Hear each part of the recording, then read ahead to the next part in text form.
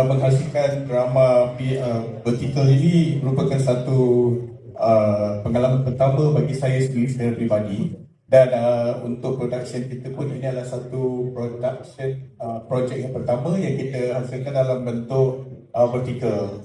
Jadi banyak cabaran dia, sebab sebelum kita nak melakukan proses penggambaran, kita membuat rujukan juga dengan beberapa production lain yang pernah menghasilkan vertikal, dan beberapa perkara yang kita perlu utamakan, especially kamera, jenis kamera yang sesuai, dan juga kita cuba nak hasilkan sama setanding dengan kualiti kamera untuk ditayangkan di televisyen, kualitinya.